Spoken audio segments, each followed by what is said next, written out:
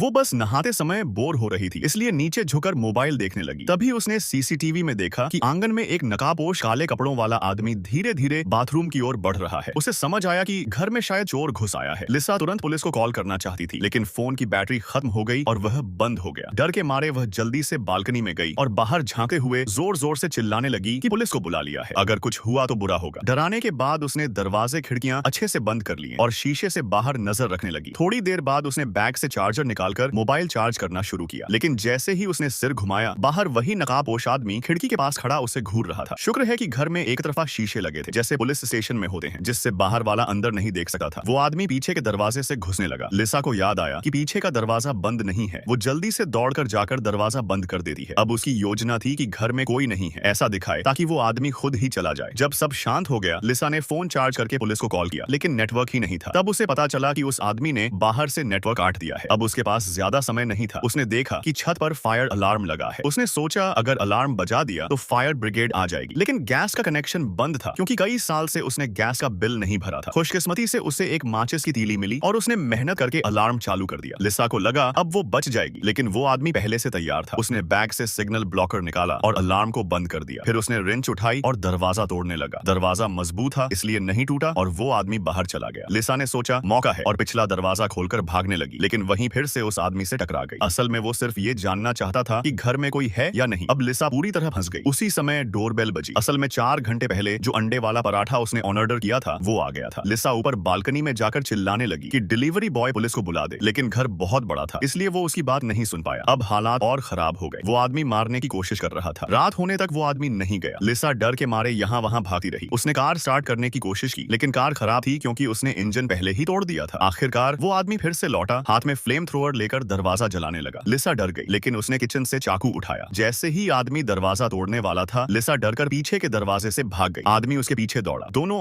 आंगन में भागते भागते फिर घर के अंदर लौट आए। तभी सच्चाई सामने आई। वो नकाबपोश आदमी उसका बॉयफ्रेंड था। बॉयफ्रेंड ने कहा कि उसने खुद मैसेज किया था उसे आने के लिए, लेकिन लिसा हैरान थी क्योंकि उसने ऐसा कोई मैसेज नहीं भेजा था। लिसा को शक हुआ कि उसका बॉयफ्रेंड ही उसे मारने आया है। वो चाकू लेकर वहां से भाग गई। उसने बाहर नेटवर्क बॉक्स ठीक किया और पुलिस को कॉल कर दिया। पुलिस ने कहा कि 10 मिनट में आएंगे। 10 मिनट बहुत लंबे लग रहे थे। तभी वो आदमी फिर आ गया। लिसा और वो घर में छुपन छुपाई खेलने लगे। जैसे ही वो आदमी उसे मारने वाला था, बाहर पुलिस का सायरन बजा। डर के मारे वो आदमी खिड़की से कूद गया, लेकिन गिरकर मर गया। पुलिस ने उसका मास्क हटाया तो सच सामने आया। वो सच में उसका बॉयफ्रेंड था। अगले दिन लिसा ने सीसीटीवी की रिकॉर्डिंग मांगी, लेकिन कंपनी ने बताया कि उसके पिता सुबह ही उसे ले गए थे। अब लिसा को शक हुआ। जांच करने पर पता चला कि उसके पिता ने 1 हफ्ते पहले उसके नाम पर बड़ी इंश्योरेंस पॉलिसी ली थी और अगर लिसा मर जाती तो ये घर उसके पिता को मिल जाता। वो मैसेज भी उसके पिता ने भेजा था। लिसा ने पिता को